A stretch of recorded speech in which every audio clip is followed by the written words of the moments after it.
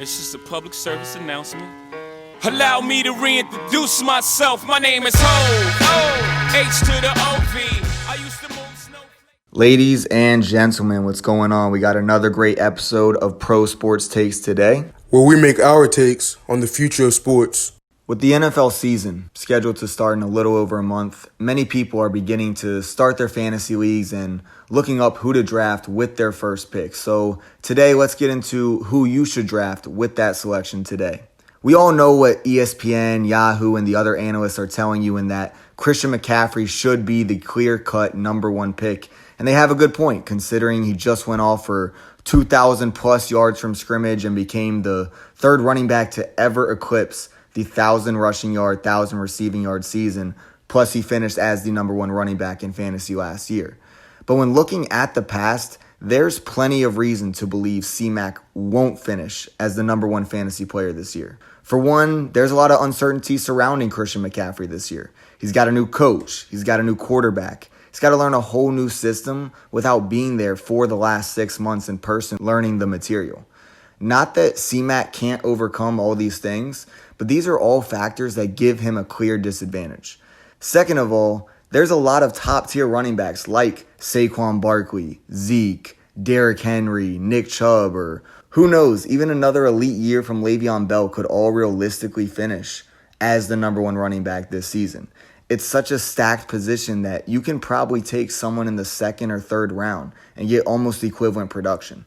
And most importantly, if you look back at the players who entered the preseason as the clear-cut number one picks in fantasy, like David Johnson in 2017, Le'Veon Bell 2 years ago, and Saquon Barkley last year, something has always happened to them and they didn't finish the season with nearly as much value. So with the first pick or any pick, you want to always look at the players who's far above his competition at his position.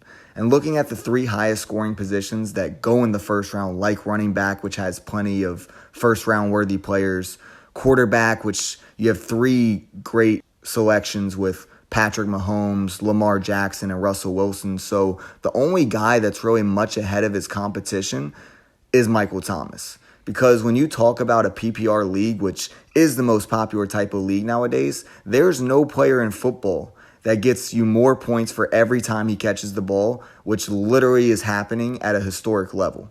He shattered the record of 400 catches through a player's first 4 seasons with that 470th catch. That also now represents the most receptions, the most fantasy points you can get for him catching the ball in a single season. Nobody's in a better position to make so many catches than Michael Thomas, who the Saints get the ball to in a lot of easy ways like slants, out routes, screens, and then his yak ability just really takes care of itself. He is a legitimate threat with the football, and if we're talking about strictly from a fantasy standpoint, which only values on-field production, no skill player is more likely to go off every single week than Michael Thomas.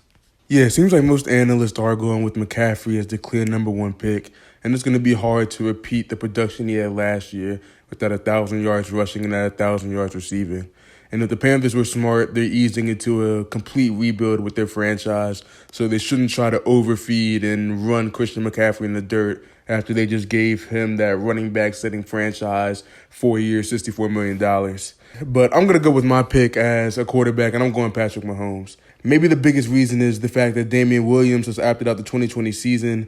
And even though the Chiefs called rushing plays the 8th least in the NFL last season, Williams' departure is felt throughout the organization because he did lead the team in rushing yards last year. But the Chiefs did add Clyde Edwards-Helaire, their first-round pick out of LSU, who will probably be the most talented back on the team, whether Damian Williams played or not. So it'll be interesting to see how many times Bieniemy and Reed will choose to run the ball.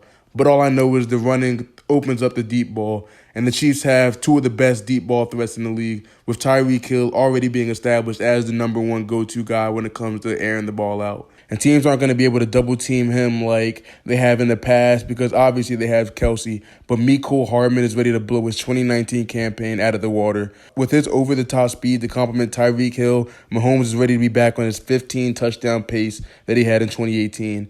And that production did drop to 26 touchdowns last year. And even though he just got paid the fattest contract in NFL history, his colleagues voted him the fourth best player in the NFL, behind two quarterbacks. Lamar Jackson, and Russell Wilson. Mahomes has to consider this disrespect, and it should add a chip to his shoulder. The kid's ready to put on another MVP performance. It's also a lot less likely that quarterbacks will get hurt compared to running backs and wide receivers, even though Mahomes did miss some games last year with a dislocated knee, I believe it was. But understand your pick of Michael Thomas. I thought Michael Thomas would be the biggest threat to Patrick Mahomes for my number one pick. And mainly it's because the repeated production he gets. He led the league in receptions each of the last 2 years. He really broke out in his fourth year. Didn't even break out, but he really took his game from all-star to superstar level, putting up those 1,725 receiving yards. Yeah, Mahomes is another great pick. I mean, I'm on the record saying he's going to one day be considered the greatest player of all time, so he's always going to be a great fantasy selection, so definitely can't argue with that one. I think the theme in both of our picks is that Christian McCaffrey, who's clearly viewed as the clear-cut number one pick in almost every league across the board, shouldn't be the guy that you choose with your first pick. So lock it in. That's our take for the day, and you can find all Pro Sports takes on prosportsoutlook.com, or even better, if you're already subscribed to Pro Sports Outlook's YouTube channel. And that wraps up this episode of Pro Sports Takes. And remember, we encourage everyone to go ahead and leave comments about the player or even the team you want us to discuss.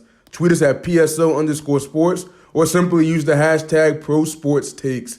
And we'll continue to monitor what's hot so we can give it a spot on our future show. Yeah, so let us know who you believe should be the number one pick. If you think it's Christian McCaffrey, if you think it's Mahomes, Michael Thomas, or someone else, let us know. Yeah, let us know y'all's pick. We're interested to hear.